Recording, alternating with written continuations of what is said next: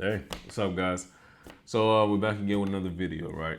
But today's video, we're gonna talk more about how I kind of got into IT. I know in the previous video, I did mention if you guys did need help with getting into IT, if you guys did need mentorship programs, coaching, just a little bit of how you need to get elevated or get that next career in IT, right? I can be your mentor. I can coach you. I can help you out. There's been different amount of people that I've helped actually get into IT.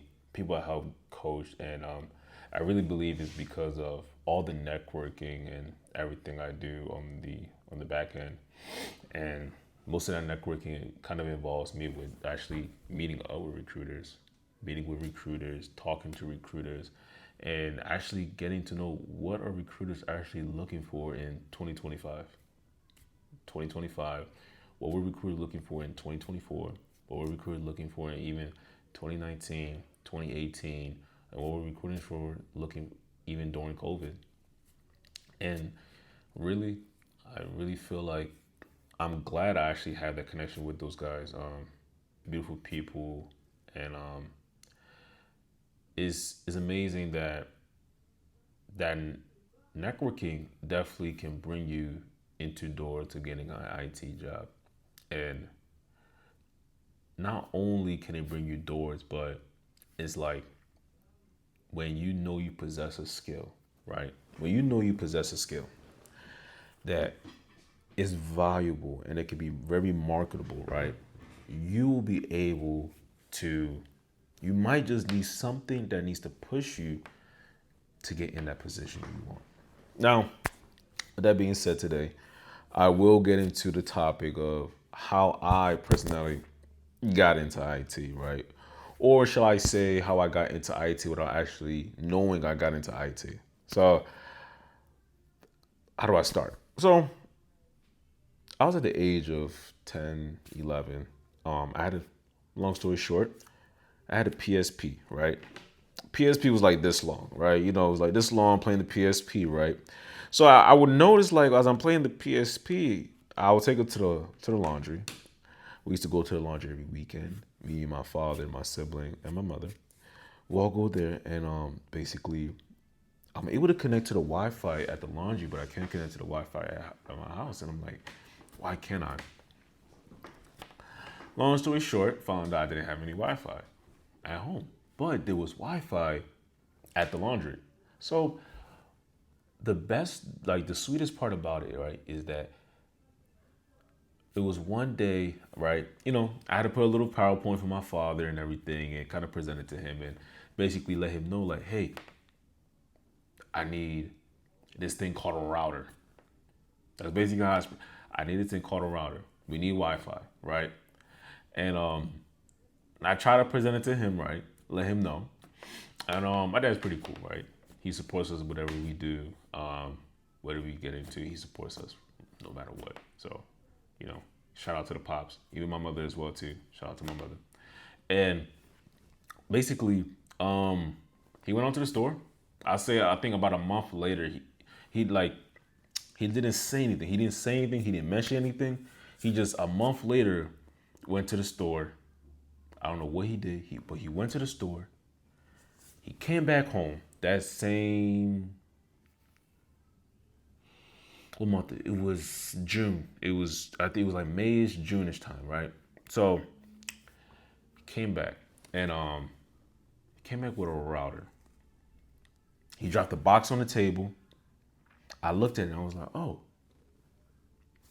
I think that's the Wi-Fi box. I looked at it, I was like, oh, I think that's the Wi-Fi box. Oh shit, cool. So I was like, damn. I was excited. I was like, shit. What about that's a Wi-Fi? Because I had a Nintendo Wii that didn't have Wi-Fi. I had a PSP that didn't have Wi-Fi. I even had a laptop that didn't even have Wi-Fi. I was just on the laptop, just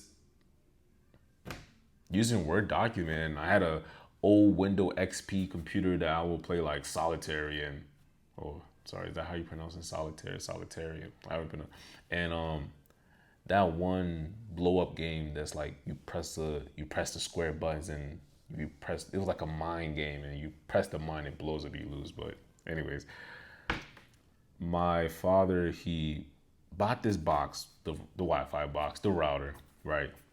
And but at that time, I didn't know what it was. He just said, "Boom, hey, connected." I'm looking at this man like, "What do you mean connected?" I'm like, "Yo, bro, what the hell you mean?" So, but thank goodness, right, at a young age, I was 10, 11. I was very observant. I was able to really observe what was going around. But so in the basement, I noticed that there was a small box, right? Long story short, busted open the router. It was I remember like it was yesterday. It was a Linksys, EA 2700, right? Oh man. And it was a smart one, matter of fact, right? Now, if I look here, right, I think a EA 2700 right now, Linksys router, or if that's exactly what it was back then. I think it should have been, it was a Linksys dual band N600 smart Wi-Fi router, EA 2700. I remember that shit like it was just a day, man. It was a smart Wi-Fi, and it had a GUI. It had a GUI. It had a GUI, man. I was able to control on the phone. Look, it had a GUI. I didn't have a phone back then, but I was like, when I do get a phone, I can control it. So, um, man, I took the IP. I plugged it into the box that came from Comcast. The Ethernet cable came with that actual, you know, it had more Ethernet ports on the actual Comcast box, so I was able to connect it. So, long story short, that's how I connected my first router at the age of 10. I didn't know what I was doing. I didn't know what I was getting into. Right. I was just there, just doing what I think I knew I was doing best. I had a manual. It's not like I was able to go on YouTube because I didn't have no. I didn't have no Wi-Fi. I don't know how to describe. I didn't have no Wi-Fi to get on YouTube, right? And I didn't have no like, yeah. There's no such thing as a hop on a smart TV and I just press a button and go to YouTube. No, no, no. I was like 10, 11, so nah, wasn't there. So, but basically, after that, I kind of got my first IT job, right? But here's one thing I will say to you guys is getting your first IT job, look, the thing is, it could be the most difficult thing that you can encounter, but it can also be the easiest thing. I will say to get your first IT job, right? It can be very stressful. It can be overwhelming. It can be depressing. It can be sad, right? Like that process of trying to actually get your first IT job and get a position just anywhere, right? It can be hard. But one thing I will say is you can't give up. No, you can't give up. You cannot give up. You even if you are trying to transition, and because what I'm seeing is I'm seeing a lot of nurses, I'm seeing a lot of therapists, I'm seeing a lot of people who even went to pharmacy school, like literally leaving that medical. I'm seeing, let's just put it in general and just say medical field. I'm seeing people leaving the medical field and heading into IT, right? And the thing is, right, you must have faith that you will get that IT job, right? Even if you have to start from scratch, it's best you start from scratch. Learn the components of what IT truly is. Learn IoT, right? Learn that. Take that and implement that in your day-to-day life, wherever you go. You must love IT with a passion. IT is my passion. Like, the people who retire, I can't retire. I don't think of me ever retiring because, I mean, by that time, grace of God, I have amount of wealth from real estate that everything will be passive, right? But when I say retiring, right, I mean like strictly 100%, right? Like stop doing IT. That's impossible for me.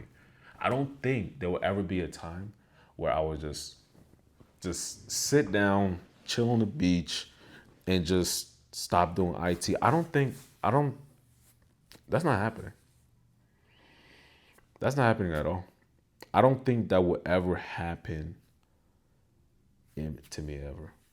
I love IT too much. I mean, everything that surrounds IT. And when I say IT, I mean computer science. I'm talking information systems, like IT. You know, when you're in school, people think like, okay, computer science and IT are two separate things. When you get into the real world, right, everything is under IT. No matter how you put it. When you get to the real world, everything is under IT. We don't sit here and we go to jobs and say, hey, I want a computer science job. No. You want a computer science job, right? What type of computer science job? Is going to be called an IT job. Well, what is that specific IT job called? A software engineering position, right? Now, I don't do software engineering at all whatsoever. I definitely dabbled into 100% because why not? When you get into IT, you want to dabble into everything. You want to, and I and his that also kind of backtracks me to also say like you're not gonna know everything in IT. IT is too broad for you to know every single detail. You can know everything, but the reason why I say you can't know everything is because there's new things coming out daily, weekly, monthly, and yearly. So you could be an SME for a very specific niche in IT, right? You could definitely be that 100% all day, right? We have different people who are definitely SMEs, right? So, so yeah, guys, kind of like with that being said, and how I really got into IT without really getting into IT, I kind of started at a very, young age, and I'm kind of glad I did. But there's going to be other videos where I will touch on different topics where those topics will relate to my phase of IT. I'm going to tell a lot of stories. I'm going to get into how I even got scammed. Yeah, I got scammed really bad, believing it was a IT job. But I'm going to show you guys on my laptop basically how the process went. All right, my fault. Uh, Camera died on me. So you guys might be hearing a little bit of echo because my speaker is not going to be connected. So, but yeah, I'm going to kind of show you guys like the process, right? Of kind of how I got scammed, what you guys should look out for, right? We're going to touch base on everything. We're going to touch base on computer science, right? Software engineering. We're going to touch base on project management. We're going to touch base on cybersecurity. We're going to touch base on help desk, desktop engineering. We'll also touch base on system engineering. We're going to touch base on IM. We're going to touch base on so many different positions that I kind of dabbled in.